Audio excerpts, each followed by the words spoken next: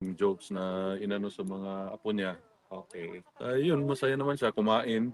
Okay. Tinanong yun yung tinanong kung kumain siya, kumain naman raw siya. Yun man. Okay naman siya, masaya. Kita niya. Ngayon no streamer. Magdadala na naman ako, maghanap ako. Oo, kasi streamer. Makati na raw. Opinion nyo yan. May sarili kami, pamilya kami. Huwag nyo kami pigilan sa opinion namin sa tatay namin. Kasi kung tatay nyo yan, sana gusto nyo, idasal ko, tatay nyo lahat, patay na.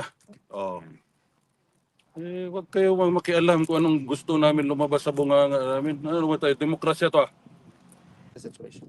Sa mga kababayan ko, kababayan namin, maraming salamat at hinihingi po namin ang prayers ninyo sa dumarating na